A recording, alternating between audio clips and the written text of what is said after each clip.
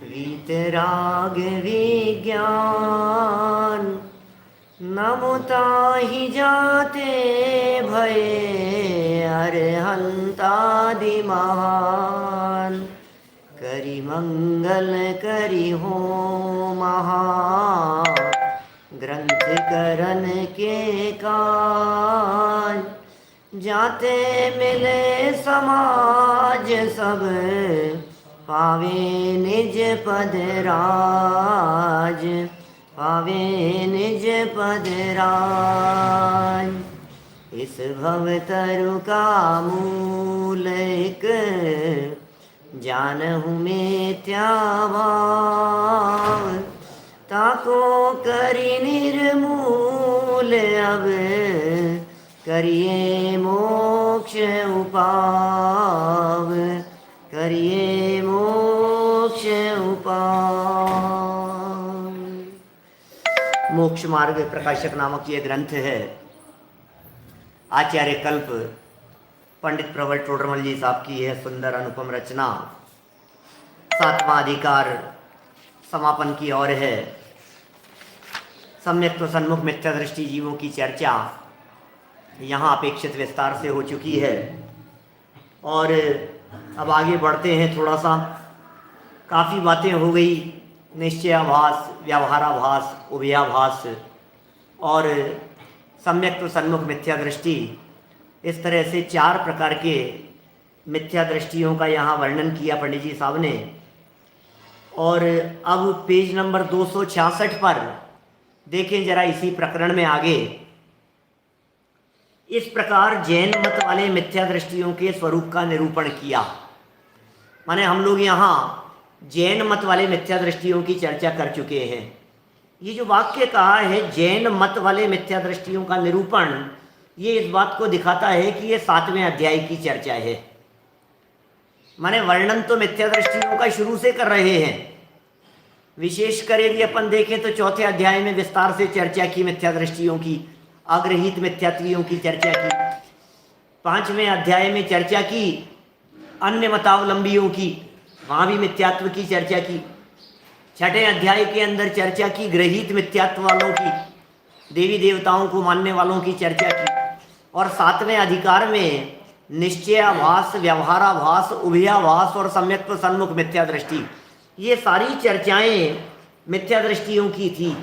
लेकिन इनमें से निश्चयाभासी कौन थे? बोले जैनी लोग। व्यवहाराभासी कौन थे? बोले जैनी। उभयाभासी बोले जैनी। क्योंकि आपको ध्यान होगा 193 नंबर पेज पर जहाँ से हमने ये 7वां अधिकार प्रारंभ किया था, वहाँ निश्चयवासियों का प्रकरण शुरू करने के पहले ही कह दिया था। अब जो जैन होकर के, जिन आज्ञा मान करके भी मिथ्यात्वी बने रहते हैं, उनके मिथ्यात्व की चर्चा करते हैं। जैन है, जिन आज्ञा को मानते हैं, जिन वाणी को पढ़ते हैं, शास्त्रों का अभ्यास करते हैं, फिर भी मिथ्यात्व बना रहता है। ऐसा कैसा मिथ्यात्व होगा? माने ये सब जैनियों के मिथ्यात्व की बात है। आप देखिए, और विशेष बात कहूँ तो मैं कह सकता हूँ 6ठे अध्याय में जिन मिथ्यात्वियों की चर्चा की, टोडरमल जी उनको जैन मानने को तैयार नहीं है। तभी तो 7वें में आकर के वो ये कह रहे हैं, अब जैन मिथ्या दृष्टियों का वर्णन कर रहे हैं। इसका मतलब 6ठे अध्याय में जिन देवी दहाड़ी आदि की चर्चा की है, क्षेत्रपाल पद्मावती आदि की चर्चा की है, जिस ग्रहित मिथ्यात्व के ऊपर चोट मारी है, ये कह रहे हैं वो तो सब बाहर हैं, वो तो जैन ही नहीं है। तो जैन मिथ्या दृष्टियों का निरूपण यहां तक पूरा हुआ। देखिए आगे कहते हैं, नीचे से दूसरी लाइन 266 नंबर पेज पर, यहां नाना प्रकार के मिथ्या दृष्टियों का कथन किया है। अब ये नाना प्रकार के मिथ्या दृष्टियों का कथन पीछे से चला आएगा।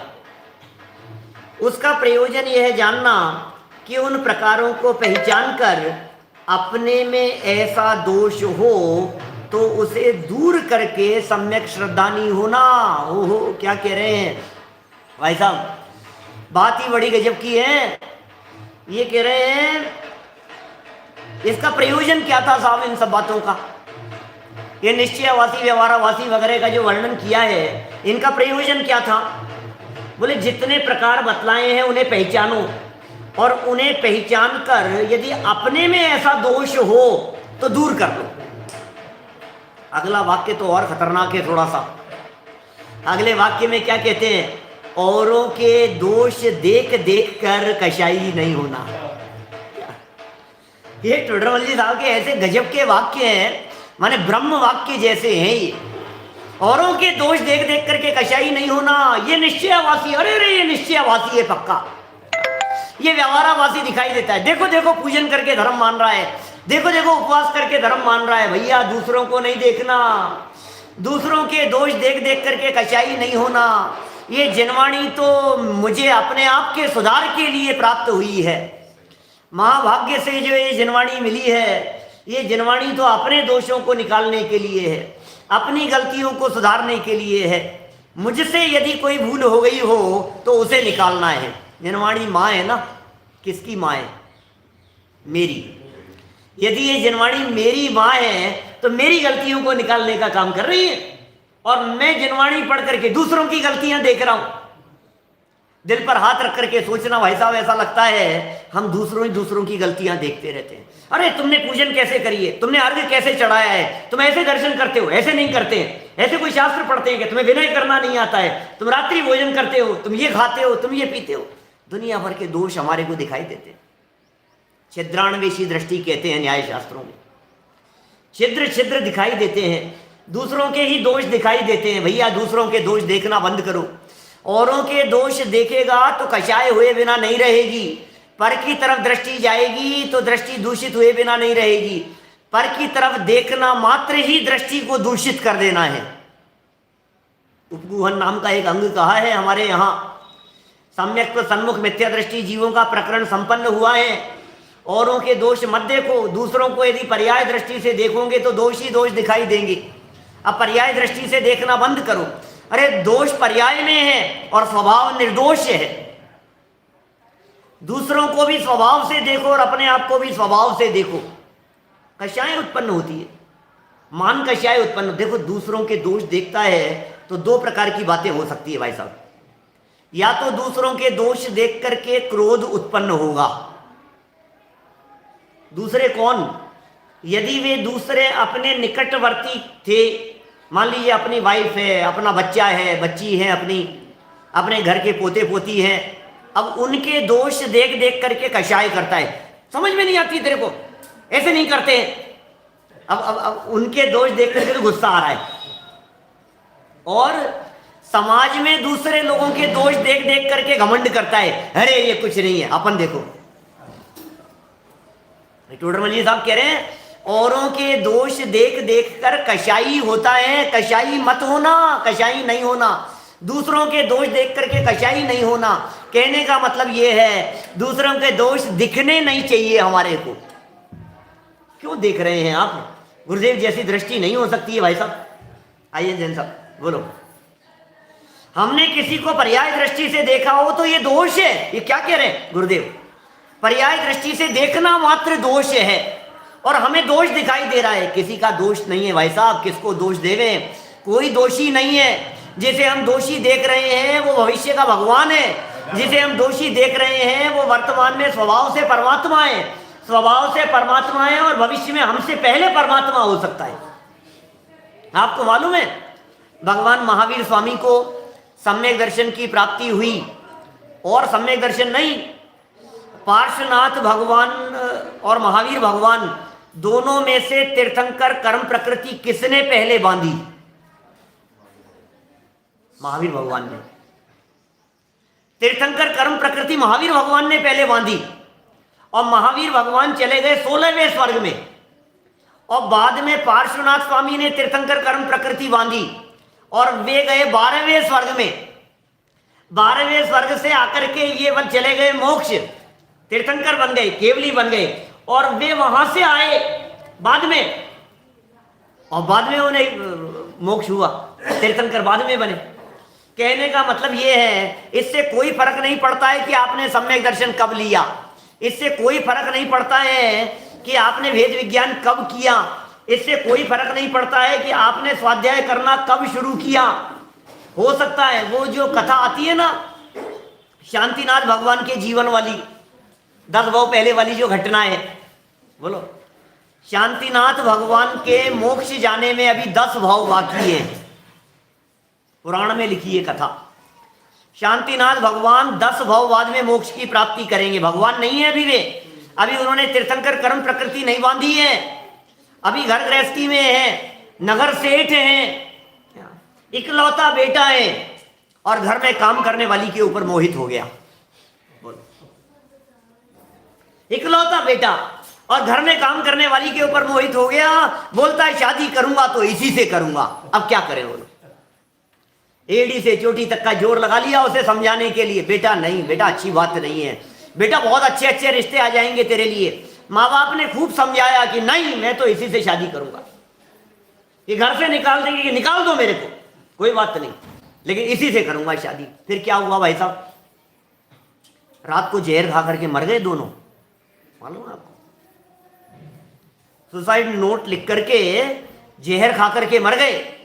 और सुबह जब उठा वो लड़का और उसने देखा और वो पत्र पढ़ा माता पिता का, डेड बॉडी रखी हुई है दोनों की और पत्र पढ़ा, फिर तो शादी कर ली होगी ना,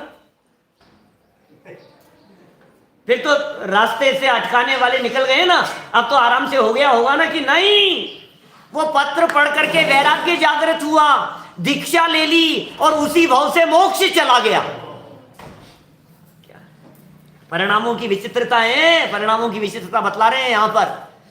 ये कह रहे हैं तुम दूसरों के दोष देख देख करके कशाई मत हो, तुमने उसके दोष दिखे, तुम्हें उसकी विकृतियां दिखाई दे रही है और उसकी विकृति देख करके तुम गुस्सा कर रहे हो, नाराज हो रहे हो, जहर खा करके मर गए हो। तुम्हें मोक्ष होगा 10 भाव बाद में और इसे मोक्ष हो रहा है अभी। लो, टोडरमल जी साहब कह रहे हैं भैया ये जो निश्चयाभासी आदि जो प्रकरण दिए हैं, निश्चयाभास, व्यवहाराभास, उभयाभास में जो गलतियां बतलाई है, जो दोष पीछे बतलाए गए हैं, वो दोष अपनी भूल निकालने के लिए हैं।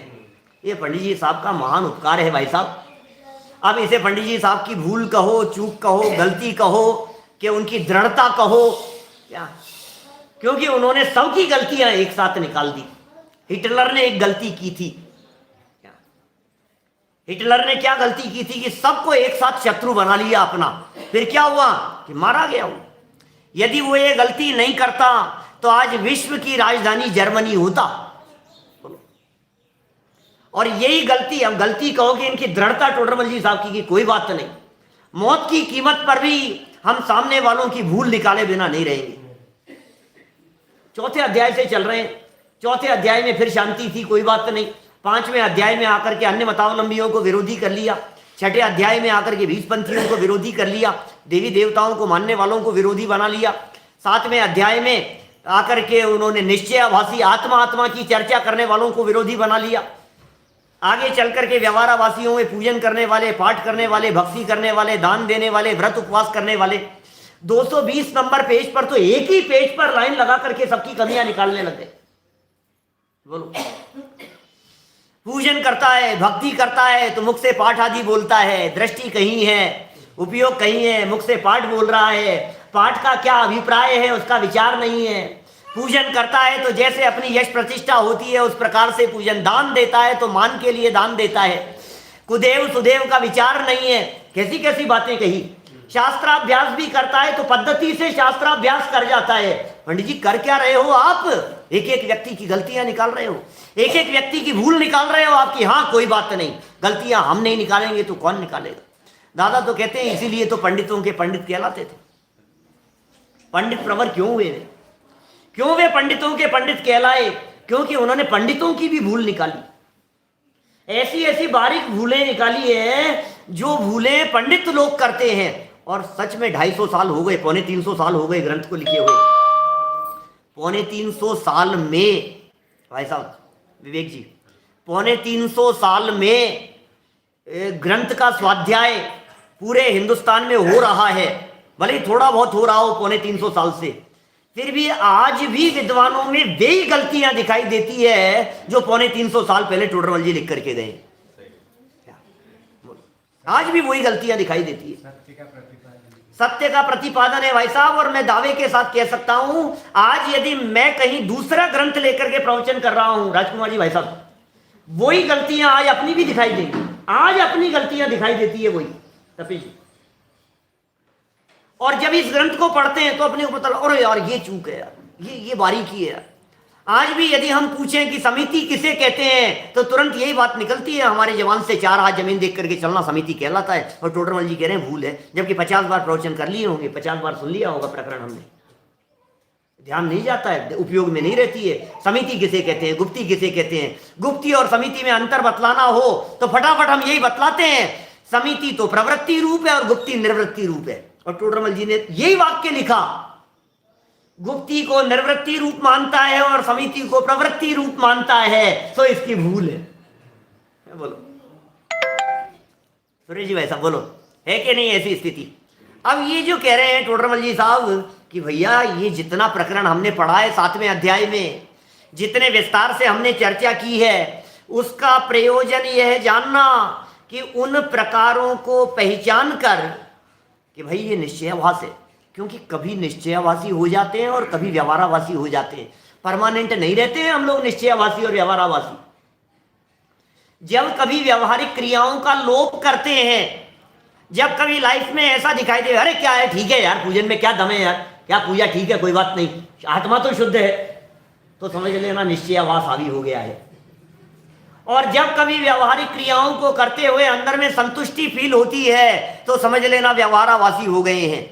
तो पंडित जी कह रहे हैं इन प्रकारों को पहचान कर, इन भूलों को पहचान कर, अपने में ऐसा दोष हो तो उसे दूर करके सम्यक श्रद्धानी होना, सारी बात अपने लिए है, पूरा द्वादशांग अपने लिए है, चारों अनुयोग मेरे लिए है, एक एक वाक्य एक एक लाइन आचार्यों ने मेरे लिए लिखी है।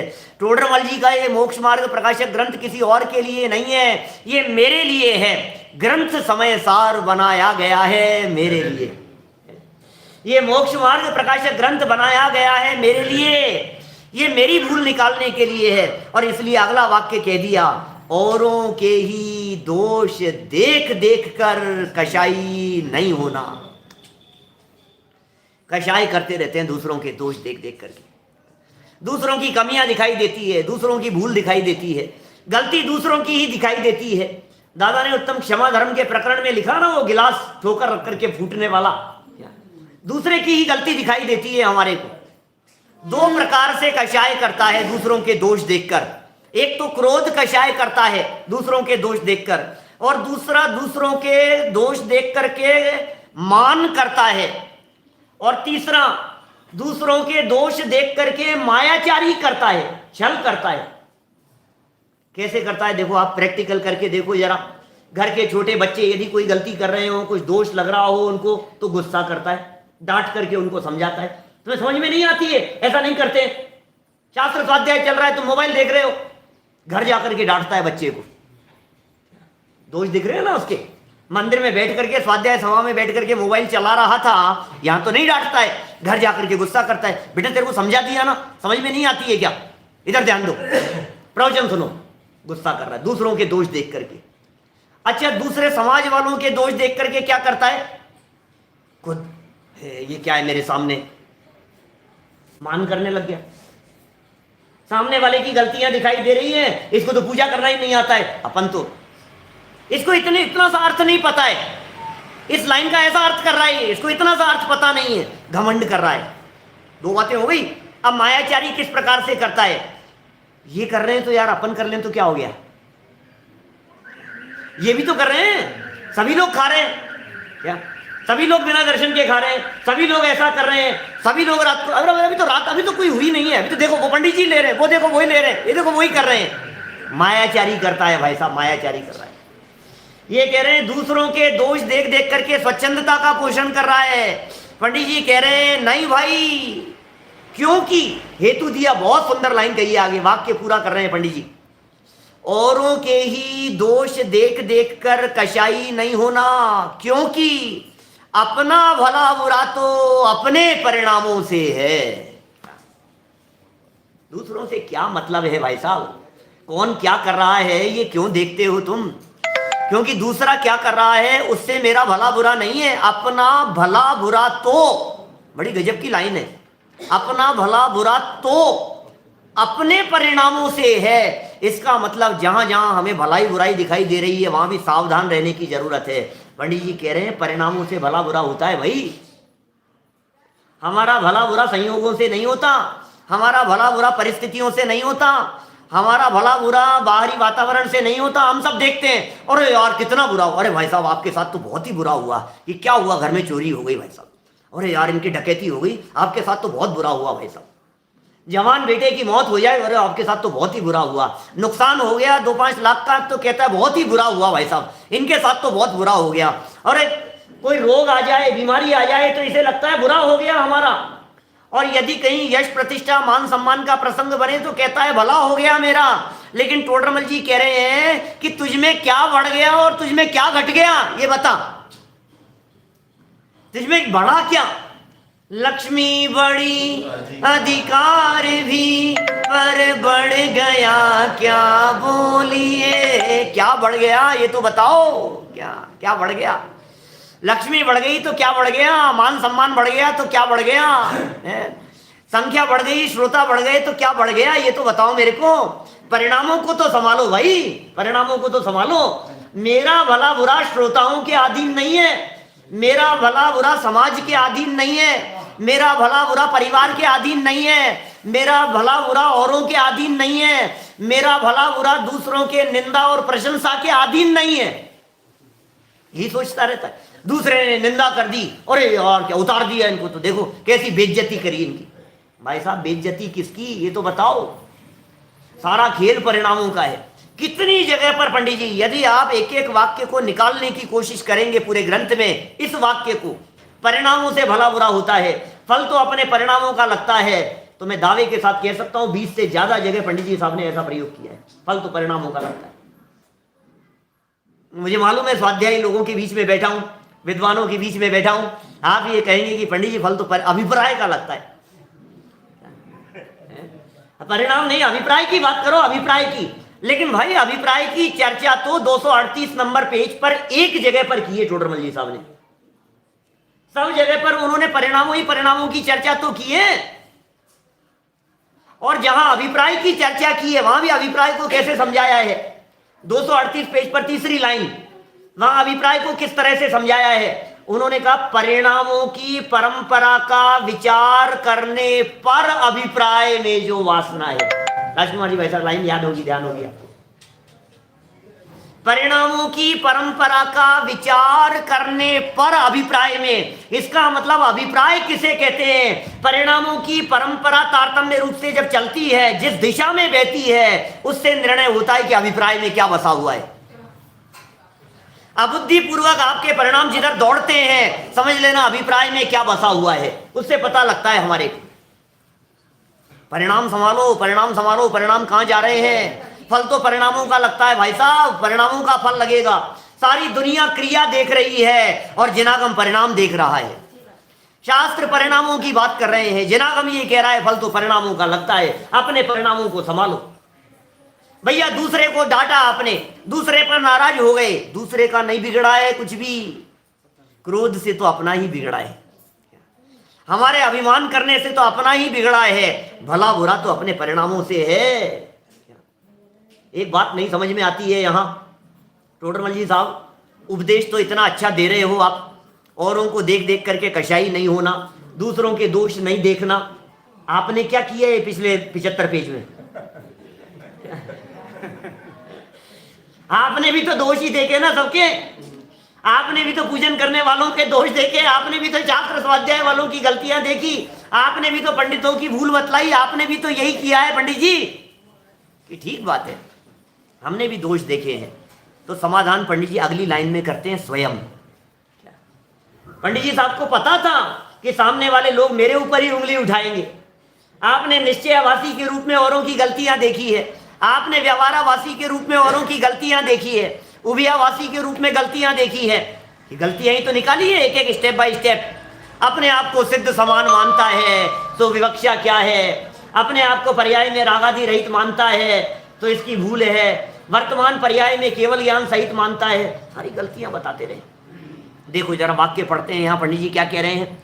अपना भला बुरा तो अपने परिणामों से है, औरों को तो, बहुत सुंदर लाइन है, एक एक वाक्य इतना प्यारा है।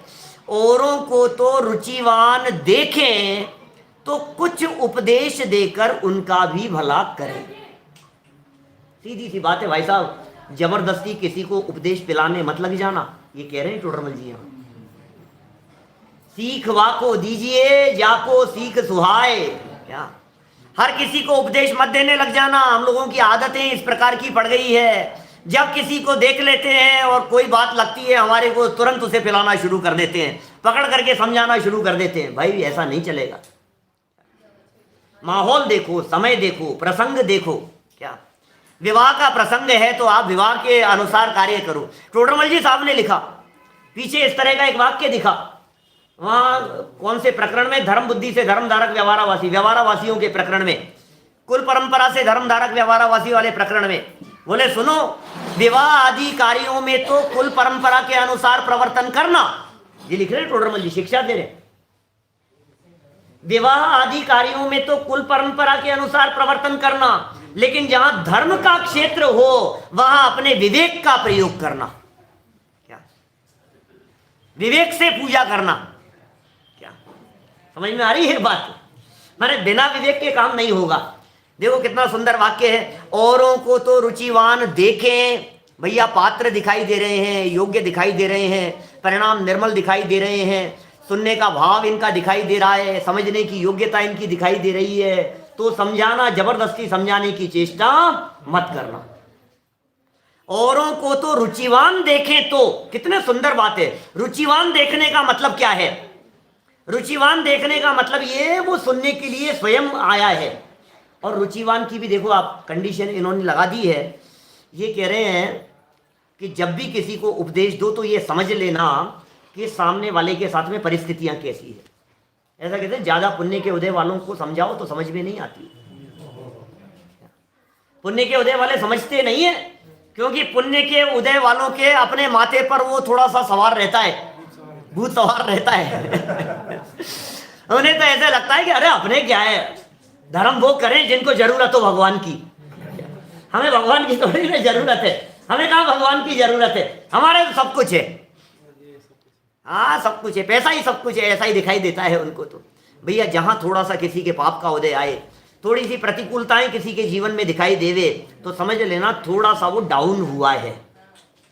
पाप कर्म के उदय में ये व्यक्ति का जो थोड़ा दिमाग सातवें आसमान पर था ना, थोड़ा सा डाउन होता है।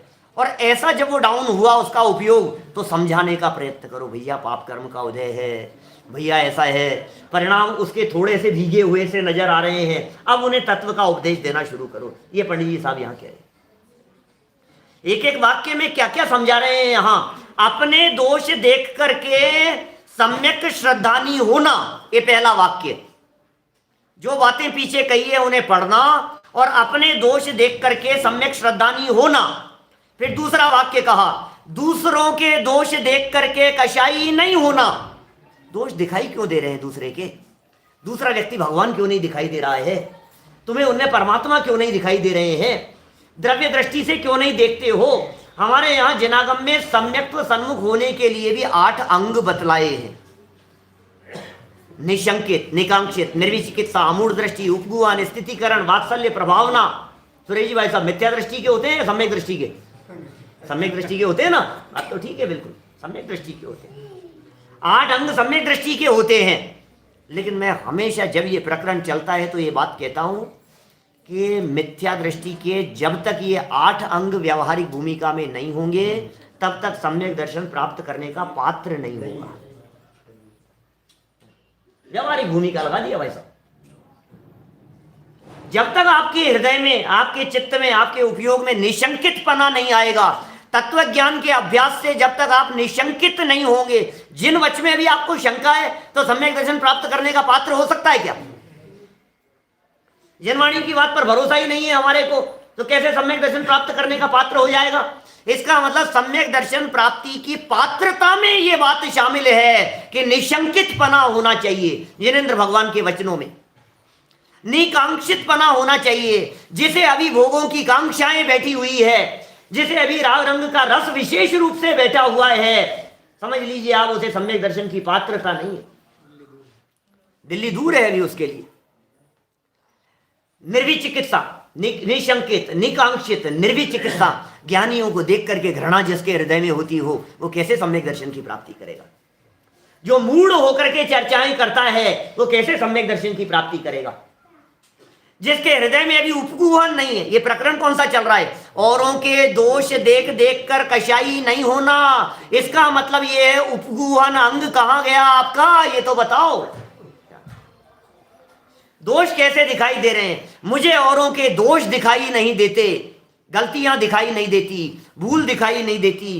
कि साहब देखो, यदि कदाचित दिखे तो, बोले दिखे तो सहज ज्ञाता दृष्टा भाव से देख लेना, कशाई मत होना।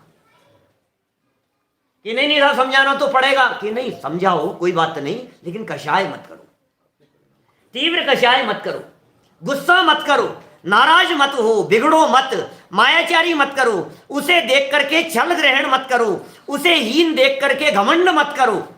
कि क्यों नहीं करें साहब, हमने कर लिया तो क्या हो गया, हम नहीं समझाएंगे तो कौन समझाएगा? कि सुनो भैया, अपना भला बुरा तो अपने परिणामों से है, सारा भला बुरा अपने परिणामों से है।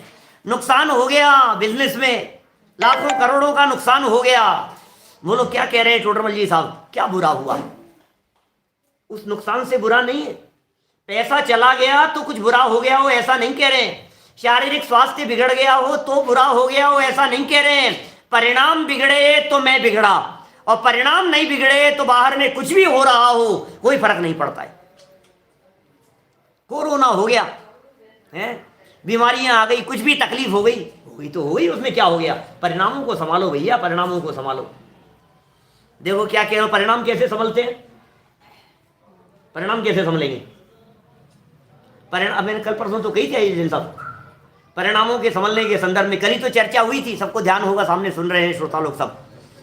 परिणामों का संभलना और परिणामों का सुधरना दो अलग अलग बातें हैं संजय जी।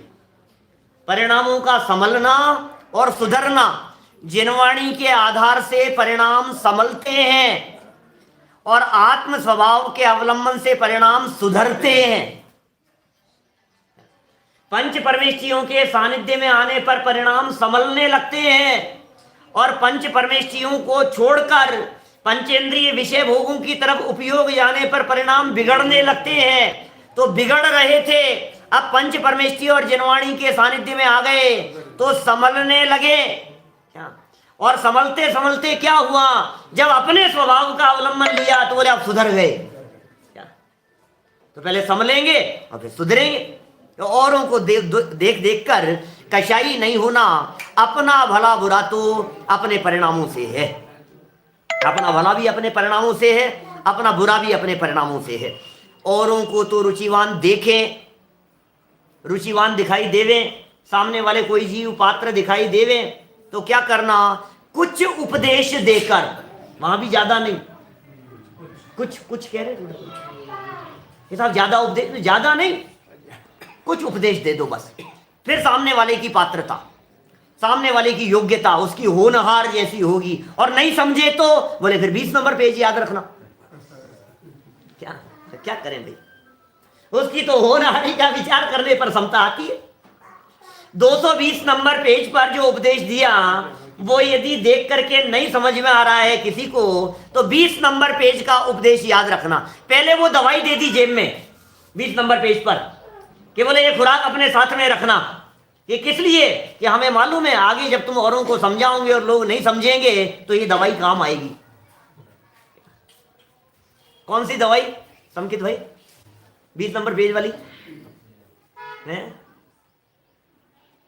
किसी दरिद्री को, किसी कोढ़ी को अमृत पान कराएं और वो ना करे, किसी दरिद्री को अवलोकन मात्र चिंतामणि की प्राप्ति हो और वो अवलोकन न करे, उसी प्रकार संसार पीड़ित जीवों को सुगम मोक्ष मार्ग का उपदेश देवें और वो उपदेश ना सुने तो उनकी तो होनहार ही का विचार करने पर समता आती है। उनके अभाग्य की महिमा तो हमसे नहीं कही जाती। अभाग्य की महिमा, दो जगह पर टोडरमल जी साहब ने महिमा शब्द का प्रयोग किया है। एक अभाग्य की महिमा प्रयोग कर रहे हैं और एक मोह की महिमा शब्द का प्रयोग कर रहे हैं। ये क्या कह रहे हैं यहाँ, औरों को तो रुचिवान देखें तो कुछ उपदेश देकर उनका भी भला करे। मतलब इसमें भी देखो आप, कितना सुंदर वाक्य है। थोड़ा सा गहराई में जाकर के विचार करते हैं तो ऐसा लगता है पंडित जी कितना गहराई से सोचते हैं। अपना भला बुरा अपने परिणामों से भैया, ठीक है ना। भोजन मिला के नहीं मिला, व्यवस्थाएं हुई कि नहीं हुई है, हम जो चाहते थे वो काम हुआ या नहीं हुआ, बच्चे निर्देशन में चल रहे हैं या नहीं चल रहे हैं, भरा पूरा आज्ञाकारी परिवार है या नहीं, कोई फर्क नहीं पड़ता है। अरे सारा परिवार हमारे प्रतिकूल चलता हो लेकिन उसके बावजूद भी परिणाम यदि हमारे निर्मल हैं तो समझ लेना हमारा बिगाड़ नहीं हुआ है। याद कीजिए आप सौगानी जी को, उनके जीवन की परिस्थितियों को देखिए, आपको लगेगा यार कैसा जीवन था। याद कीजिए गोपाल दास जी बरैया को, याद कीजिए बैरिस्टर चंपत राय जी को, याद कीजिए सीता को, ऐसे ऐसे महापुरुषों को। प्रथमानुयोग क्या कह रहे हैं, ये सारे प्रथमानुयोग और परिस्थितियां ये बतला रही है। गुरुदेव के जीवन चरित्र को देखिए, कितने कशाई हुए वो, भूले ला भगवान से, वही बात, भूले हुए भगवान है, क्या फर्क पड़ गया, क्या फर्क। इतना विरोध, काले झंडे दिखा रहे हैं, कोई कुछ कह रहा है, कोई कुछ, कोई बात नहीं, भगवान है, भगवान है, भगवान है, भगवान भगवान दिखाई दे रहे हैं उनको। ये कह रहे हैं यहां पर, क्या क्या शब्द दिए इन्होंने, अपना भला बुरा तो अपने परिणामों से है भाई साहब, अपने परिणामों को संभालते हैं।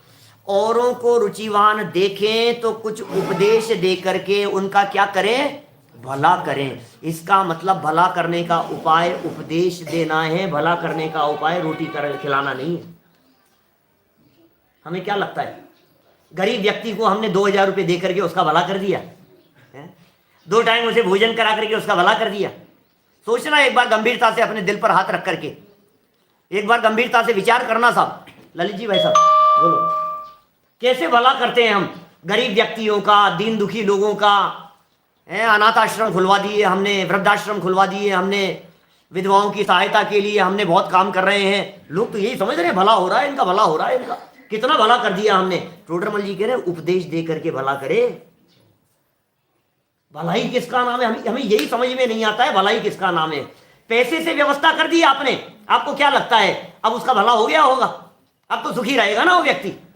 आपने उसकी जान बचा दी, अब तो उसका भला हो गया ना, अब तो वो व्यक्ति सुखी रहेगा ना।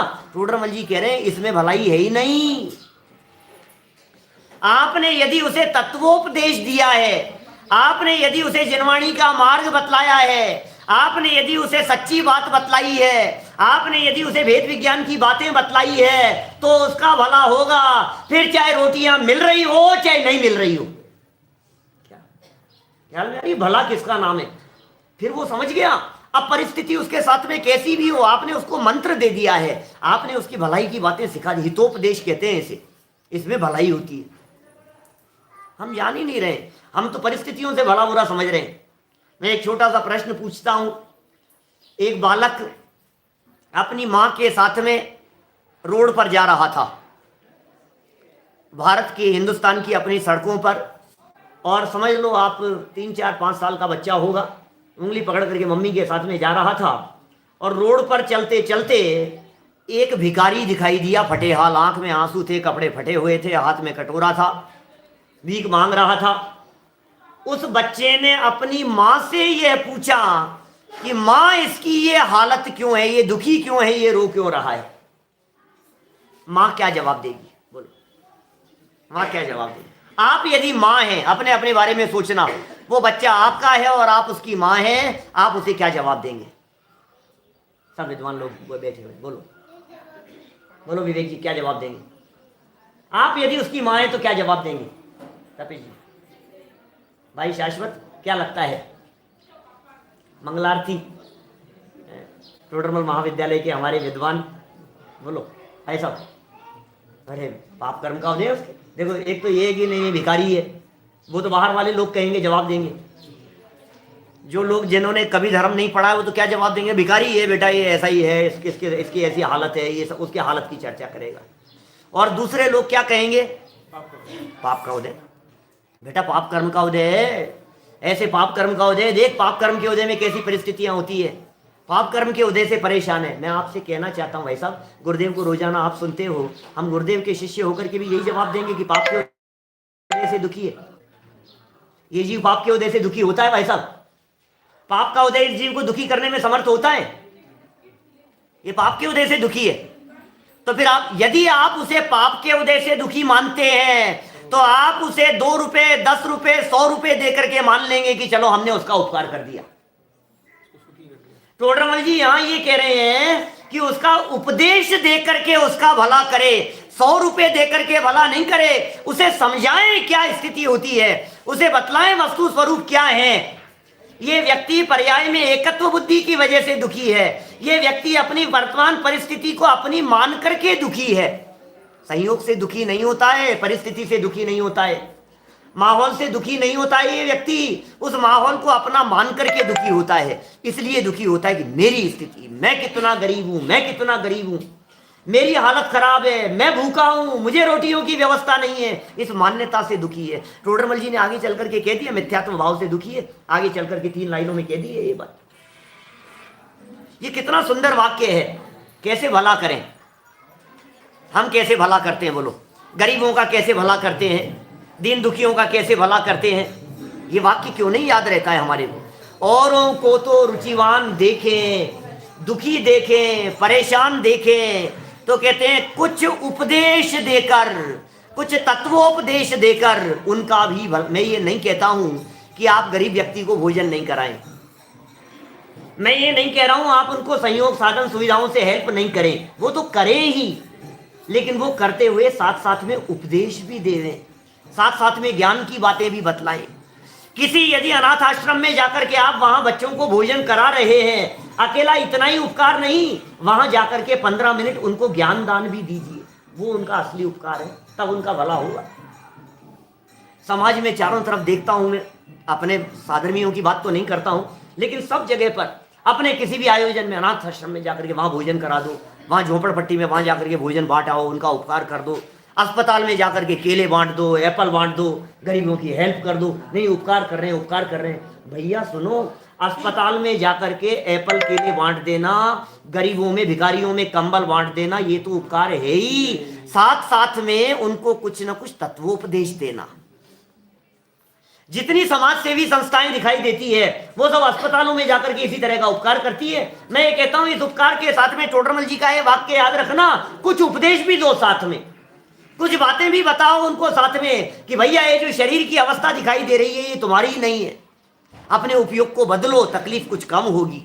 कुछ जिनवाणी के पढ़ा करो, कुछ उनको बड़े दादा की जो किताबें हैं हमारी जैसी, समझ लीजिए आप छोटे दादा की आप कुछ भी कहो, या संस्कार है, या इन भावों का फल क्या होगा, या विदाई की बेला, या ऐसी जो किताबें हैं ये उनको पढ़ो, कुछ ऐसा उपदेश दो उनको, इससे उनका भला होगा।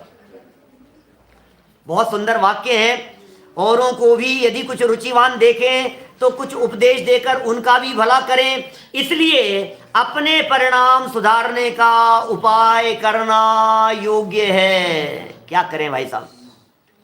दूसरों के भरोसे अपने परिणाम बिगड़े, ये काम करना योग्य नहीं है।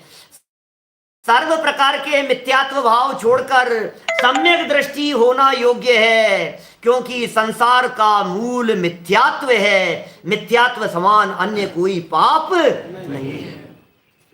क्या तो वाक्य कह रहे हैं, एक एक वाक्य ऐसा है जिंदगी बदल जाए भाई साहब। थोड़ा सा चिंतन की गहराइयों में जाएं तो हमारा जीवन बदल जाए, सोच बदल जाए, ये पापी व्यक्ति धर्मात्मा हो जाए। पाप ही नहीं समझ में आ रहा है पाप क्या है। एक तो 192 नंबर पेज की वो पंक्तियां, सप्त व्यसनादि से भी बड़ा पाप जानकर पहले इस मिथ्यात्व को छुड़ाया है, वो ग्रहित मिथ्यात्व के संदर्भ में बात लिखी, और यहां लिख रहे हैं आग्रहित के संदर्भ में। यहां का वाक्य आग्रहित के संदर्भ में है। इस वाक्य में ये कह रहे हैं मिथ्यात्व के समान अन्य कोई पाप नहीं है, मिथ्यात्व जैसा कोई पाप नहीं है, क्योंकि पाप का बाप, बाप का बाप, अपन तो सब पढ़े हैं ना बाल बोध बचपन से बाप का भी बाप है, ये तो पाप का दादा है मिथ्यात्व। मिथ्यात्व जैसा कोई पाप नहीं है। अब वो मिथ्यात्व पाप तो हमें दिखता नहीं है और बाकी सारे पाप दिखाई देते। इसलिए जितना कहा है, समय सीमित है अपने पास में, आयोजन अपना यहाँ दूसरा है, लेकिन आयोजन में प्रयोजन भी अपना बराबर ख्याल में रहे, और इसी दृष्टि से अपन लोग ऐसे आयोजनों में भी प्रवचन भी रखते हैं, विधान भी रखते हैं कि हमारे परिणाम बराबर संभले रहें, संभलते रहें। और टोडरमल जी ने जो ये कहा है कि भैया अपना भला बुरा तो अपने परिणामों से है। इसलिए निरंतर अपने परिणामों की संभाल करते हुए हम सब अपने जीवन को निर्मल करें, पवित्र करें, सार्थक करें। इसी मंगल भावना से बात को यहीं विराम देते हैं।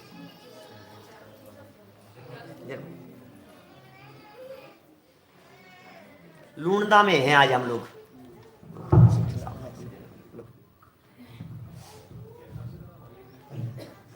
आदरणीय संजय जी भाई साहब का हम सभी ने मार्मिक व्याख्यान सुना।